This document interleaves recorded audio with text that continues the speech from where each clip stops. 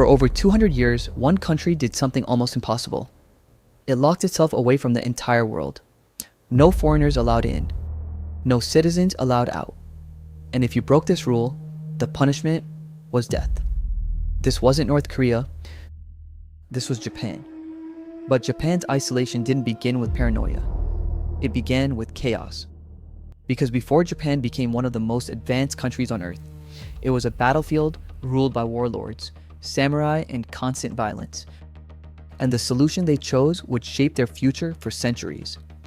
Every story begins somewhere, but Japan's story begins in blood.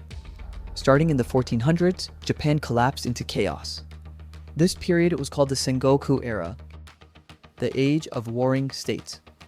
For over 150 years, Japan wasn't one country.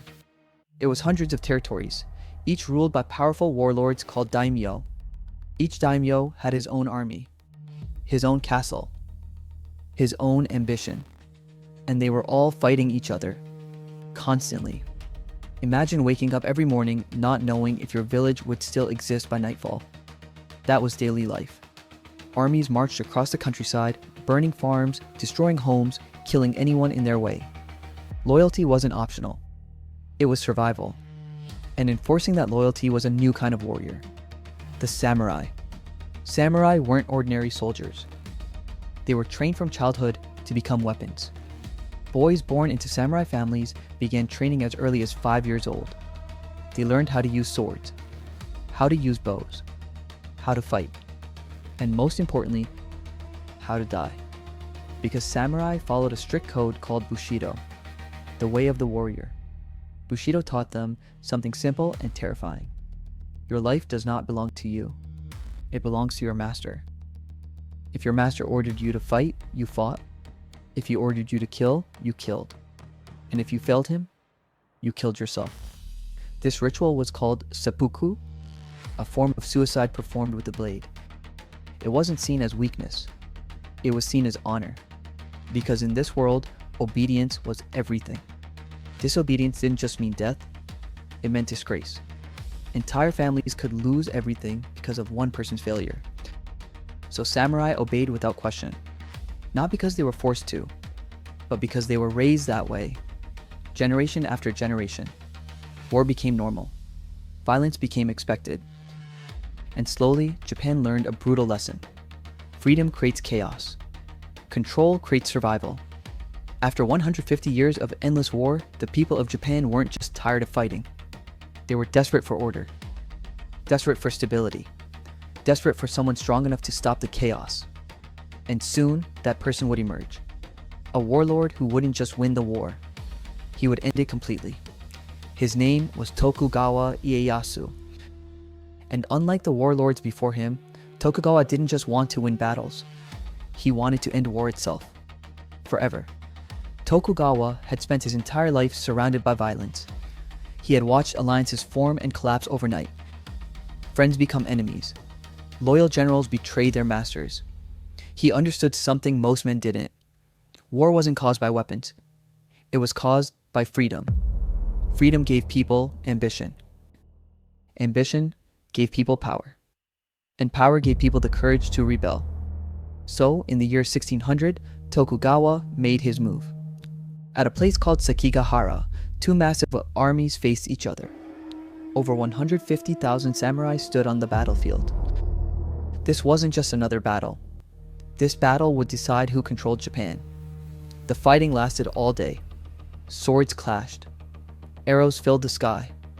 Thousands died in hours.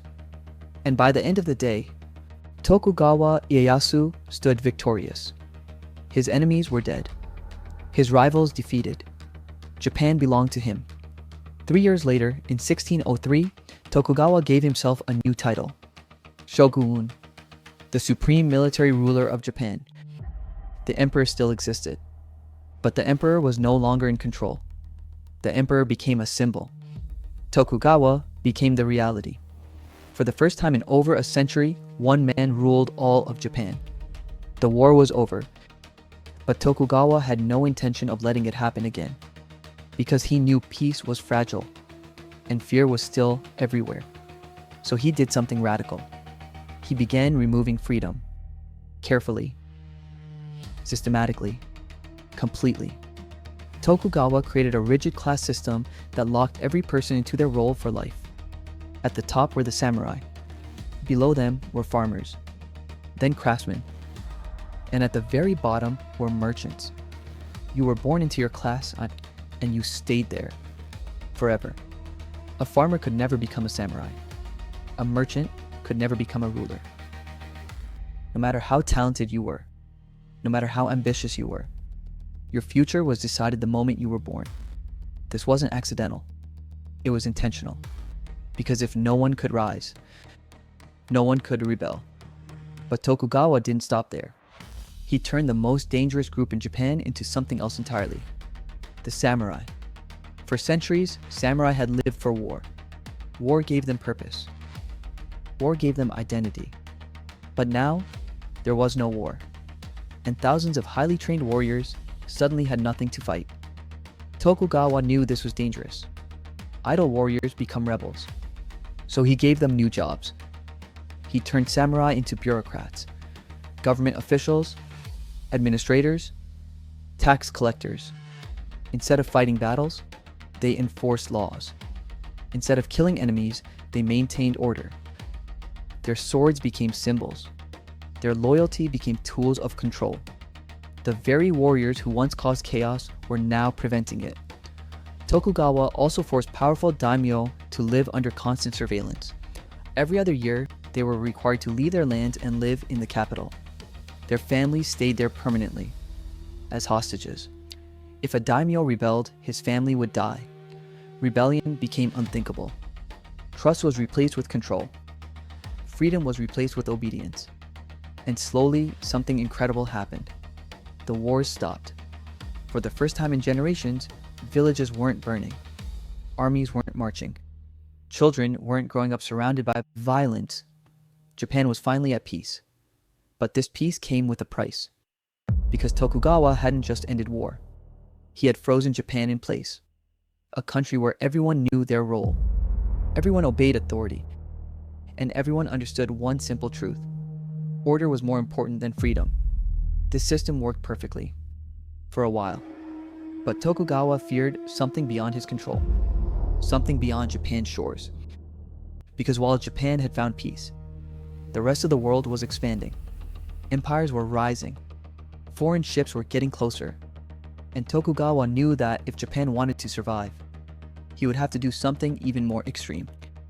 He would have to close Japan off from the world entirely. Tokugawa Ieyasu had ended the wars. He had created order. He had frozen Japan in peace. But there was one threat he couldn't control: the outside world. Because beyond Japan's shores, powerful empires were expanding. European ships were appearing across Asia, not just to trade, but to conquer. The Portuguese arrived first, then the Spanish, then the Dutch, then the British. At first they came with gifts, trade, new technology, new ideas, but they also brought something else: religion. Christian missionaries began spreading their beliefs across Japan. At first it seemed harmless. Farmers converted, villages converted, even some powerful daimyo converted. But Tokugawa saw something dangerous hiding beneath it. Because Christianity didn't just teach faith, it taught loyalty to someone outside Japan. A foreign god, a foreign church, a foreign authority. And Tokugawa knew exactly where this could lead. He had seen what happened to other countries. In the Philippines, Spanish missionaries arrived peacefully. Within decades, Spain controlled the entire country. In India, European traders came for commerce. Soon, they ruled millions. Trade became influence. Influence became control. Control became conquest. Tokugawa refused to let Japan suffer the same fate. He believed foreigners weren't just visitors. They were the beginning of invasion. So he made a decision that would reshape Japan forever. He closed the country. Completely. This policy was called Sakoku, the closed country. Starting in the 1630s, Japan cut itself off from the entire world. Foreigners were banned from entering Japan. Any foreigner who entered illegally could be executed. Japanese citizens were forbidden from leaving the country. Anyone who left and tried to return faced death. Ships capable of long-distance travel were destroyed. Ports were sealed, borders locked. Japan erased itself from the global map. Isolation wasn't just encouraged, it was enforced. Christianity was outlawed completely. Christians were hunted down, forced to renounce their faith or die. Some were executed publicly. Others were tortured until they broke. The message was clear. Loyalty belonged to Japan, not the outside world. Even trade was tightly controlled. Only a small number of Dutch and Chinese traders were allowed to enter, and even they were confined to a tiny artificial island, watched constantly. They could not leave. They could not explore. They could not influence Japanese society. Tokugawa trusted no one. Isolation became Japan's shield, and for over 200 years, it worked. No foreign armies invaded. No foreign empires conquered Japan.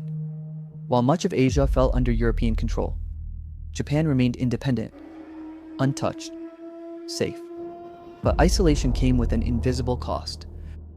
Because while Japan stayed frozen, the rest of the world moved forward. Technology advanced. Weapons evolved. Empires grew stronger. Japan didn't see it happening, because Japan wasn't looking. For over 2 centuries, Japan believed isolation had protected them. But in reality, it had left them vulnerable. And in 1853, the outside world finally arrived. Not with missionaries, not with traders, but with warships. For over 200 years, Japan had lived in isolation. No invasions, no foreign control, no outside influence. Tokugawa's system had worked exactly as planned. Japan was safe. Or at least, it seemed safe. Until one summer morning in 1853. Villagers near the coast saw something terrifying on the horizon. Massive ships, larger than anything Japan had ever built. They were black, covered in iron, belching thick clouds of smoke into the sky. These ships didn't move with sails. They moved with engines, steam engines. To the Japanese, it looked unnatural, like monsters floating on water. People called them the Black Ships, and they belonged to the United States. On board was an American naval commander named Commodore Matthew Perry. He carried a simple message: open Japan, or be opened by force. Japan had never faced anything like this before. For centuries, their isolation had protected them from foreign threats. But now, the threat was here, and it was overwhelming. Japanese samurai stood on the shores, watching the ships. Their hands rested on their swords, weapons that had ruled Japan for centuries. But deep down, they understood the truth. Their swords were useless. Because these ships carried cannons powerful enough to destroy entire cities. From miles away, the Americans demonstrated their weapons. Cannons fired into the ocean. The explosions shook the ground. Smoke filled the air. The message was clear. Japan was defenseless. For 200 years, isolation had kept Japan safe. But it had also kept Japan weak. While Japan had frozen in time, the outside world had evolved. Industrialized, weaponized, modernized. Japan was still living in the past. And now, the future had arrived at their doorstep. The shogun faced an impossible choice: fight and risk total destruction, or submit and lose control. There was no victory, only survival. So in 1854, Japan made a decision that would have been unthinkable just years before. They opened their borders. American ships were allowed to enter. Trade agreements were signed. Isolation was over. Tokugawa's 200th year system had collapsed, not because of internal rebellion, but because of external reality. Japan had learned a brutal lesson. Isolation could protect you, but it could also leave you vulnerable. And now, Japan faced a terrifying new question. If isolation had failed, how could Japan survive in this new world? The answer would require something unthinkable. Japan would have to destroy its own past and rebuild itself from scratch. The arrival of the Black Ships didn't just open Japan's borders. It shattered Japan's reality. For over 200 years, the Tokugawa shogunate had promised safety through isolation. But now, that promise was broken. The government had failed, and the people knew it. Samurai, once the symbols of power and order, began to question everything. Farmers suffered under heavy taxes. Merchants grew angry at economic instability. Even powerful daimyo began to lose faith in the shogun. Because the truth was obvious. Japan's system wasn't protecting them anymore. It was holding them back. The country stood at a crossroads. Adapt, or be conquered. And in 1868, Japan made its choice. The Tokugawa shogunate was overthrown. After ruling Japan for over 260 years, the system collapsed. Power was returned to a figure who had existed mostly as a symbol, the emperor. Specifically, a young emperor named Emperor Meiji. This moment became known as the Meiji Restoration. But this wasn't just a political change. It was a complete transformation of Japanese society. Because the new leaders understood something terrifying. Japan had to modernize, or Japan would die. So they began dismantling the old Japan, piece by piece. The samurai, who had ruled Japan for centuries, were abolished. Their privileges removed. Their status erased. Their swords, once symbols of honor and authority, were banned in public. Many samurai lost their jobs, their identity, their purpose. Some accepted the change, others resisted. A few even rebelled. But rebellion was crushed. The age of the samurai was over. Japan no longer needed warriors with swords. Japan needed soldiers with guns. The government introduced universal military conscription. This meant every man, regardless of class, could become a soldier, not just samurai. This was revolutionary. For the first time, power no longer belonged to a warrior elite. It belonged to the state. Japan also began rapidly industrializing. Factories appeared across the country. Railroads connected distant cities. Steam engines replaced manual labor. Modern schools were built to educate citizens. Western science, engineering, and medicine were adopted. Japan sent students overseas to learn from Europe and America. They studied everything: weapons, industry, government systems, technology, and they brought that knowledge back home. The transformation was shockingly fast. In just decades, Japan achieved what had taken Western countries centuries. Villages turned into cities. Farmers turned into factory workers. Samurai turned into bureaucrats, businessmen, and soldiers. But this rapid change came with deep cultural shock. For centuries, Japanese society had been built on tradition, honor, hierarchy, obedience. Now, everything was changing. Clothing changed, architecture changed, technology changed, even the military changed. Swords were replaced with rifles. Castles were replaced with factories. Tradition was replaced with modernization. Japan wasn't just evolving. It was reinventing itself. Not because it wanted to, but because it had to.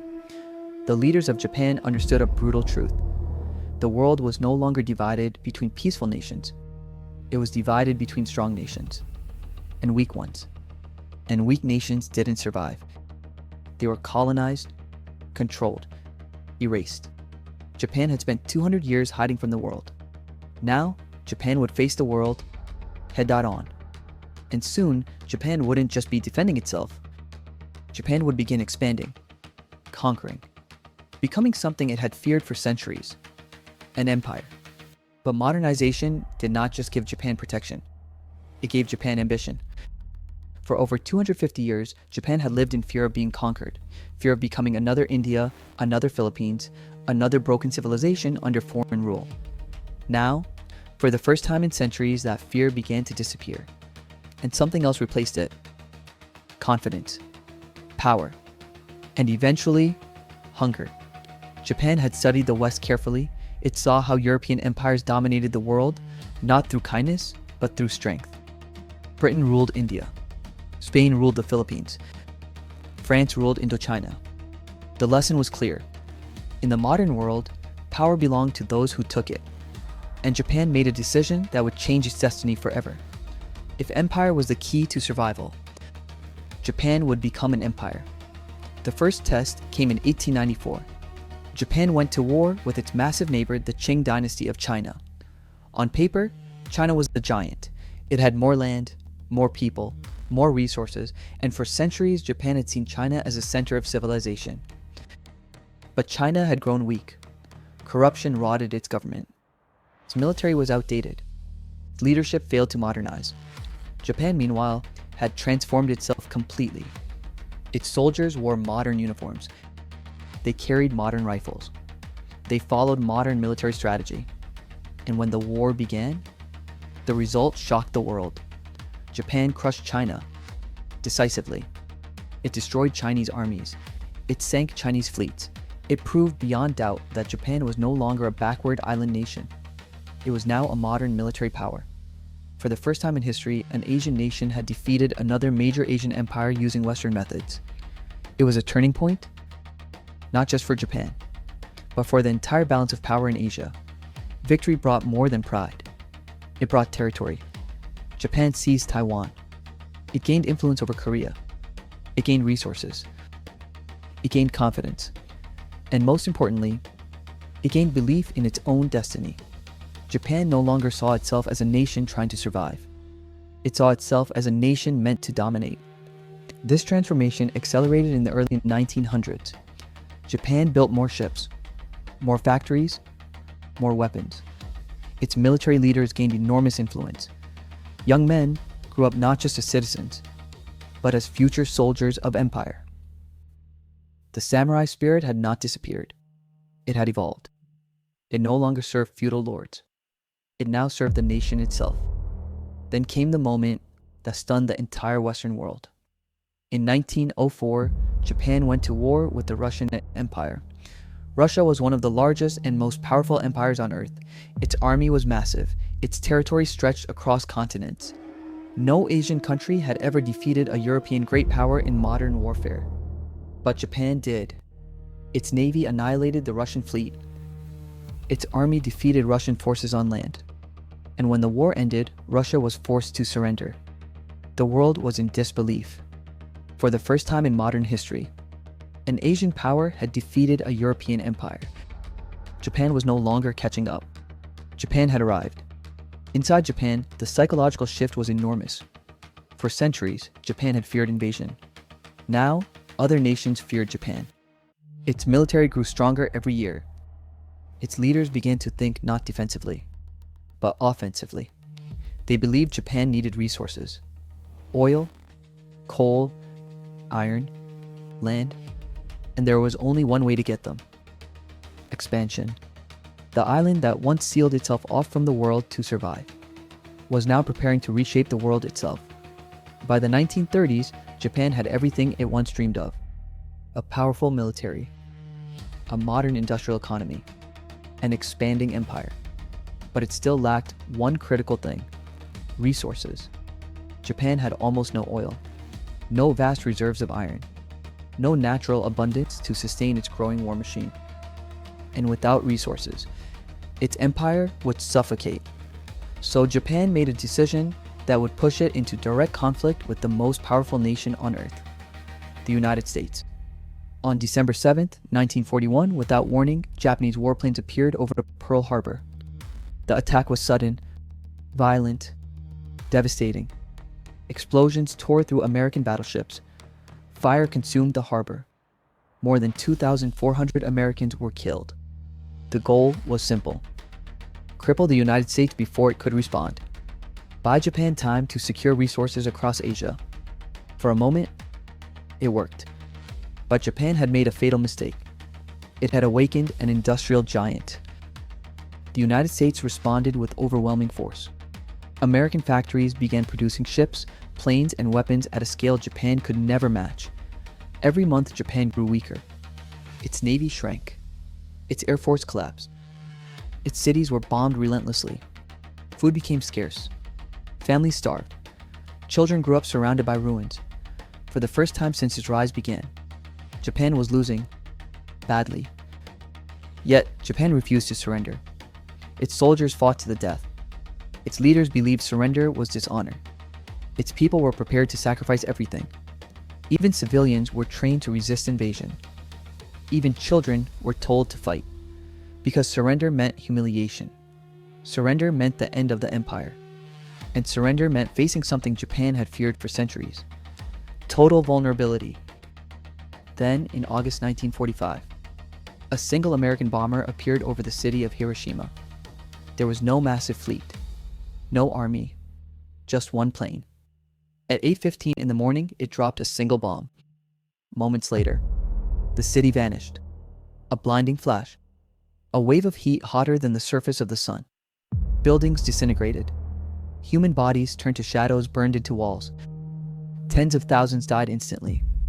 The survivors wandered through a silent, burning wasteland. No one had ever seen anything like it. It was not just a bomb. It was something entirely new. Something terrifying. A nuclear weapon. 3 days later, it happened again. Another bomb fell on the city of Nagasaki. Another city erased. Another wave of unimaginable destruction. In seconds, Japan lost tens of thousands more civilians.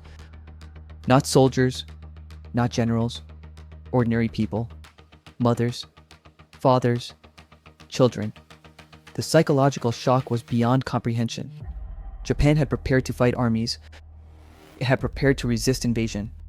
It had not prepared for this. A weapon that could destroy entire cities instantly. A weapon that made resistance meaningless. Japan now faced absolute collapse. Its military was shattered. Its cities were burning. Its people were starving. And its leaders knew there was no path to victory, only annihilation. For the first time in history, the emperor himself stepped forward. Hirohito, considered divine by his people, spoke directly to the nation. His voice, calm and distant, announced the unthinkable. Japan would surrender, not because it wanted to, but because it had no choice. The empire was gone. The military was broken. The cities were destroyed. The nation that had risen from isolation conquered its neighbors and challenged the world. Now lay in ruins. Japan had reached the lowest point in its entire history. Total defeat, total devastation, total collapse. But from these ashes, Japan would do something no one expected. When the war ended in 1945, Japan was no longer an empire. It was no longer a military power. It was no longer even fully in control of itself. For the first time in its history, Japan was occupied by a foreign nation. The United States had arrived not as a trading partner, but as a ruler. American soldiers filled Japanese streets. Foreign flags flew over Japanese land. The nation that had once tried to dominate Asia was now under the control of its former enemy. Leading this occupation was one man, Douglas MacArthur. He was not just a general. He became, in many ways, the most powerful man in Japan. He oversaw everything: the government, the military, the economy, the future of the nation itself. His first objective was clear: destroy Japan's ability to wage war forever. Japan's military was dismantled. Its army was dissolved. Its navy was eliminated. Weapons were destroyed. Factories that once built fighter planes now stood silent. Japan was forbidden from maintaining a traditional military. For a nation built on samurai, honor, and warrior identity, this was psychological devastation. For centuries, Japan's strength had come from its fighters. Now, it had none. The warrior nation was forced to become something else. A peaceful nation, whether it wanted to or not. But MacArthur didn't just destroy. He rebuilt. Because a broken Japan was dangerous. But a stable Japan could become an ally. So the Americans began transforming Japan from the inside. A new constitution was written. Then power was taken away from the military. Power was given to elected officials. For the first time, Japan became a true democracy. Even the emperor changed. Hirohito, once worshipped as a living god, publicly declared he was not divine. For the Japanese people, this was shocking. For generations, the emperor had been more than human. Now, he was just a man. It was the end of an illusion that had lasted centuries. But the deepest transformation was economic. Japan's cities were still in ruins. Its factories destroyed. Its economy shattered. its people poor. Many wondered if Japan would ever recover, but the Americans invested heavily. They rebuilt infrastructure. They helped restart industries. They introduced modern business systems. Japanese workers, disciplined and resilient, began rebuilding their nation piece by piece. Factories reopened. Steel production returned. Ships were built again. Not for war, but for trade, for growth, for survival. Yet, beneath the rebuilding, there was humiliation. Japan had lost everything. Its empire, its pride, its independence, its identity as a warrior nation. Foreign soldiers walked its streets. Foreign leaders shaped its future. Japan had been forced to accept weakness. But Japan had learned something from its past. It had learned how to adapt, how to survive, how to evolve when survival demanded it, just as it had done when the black ships arrived, just as it had done when the samurai disappeared. Japan would reinvent itself again, not through war, but through something far more powerful: economic domination.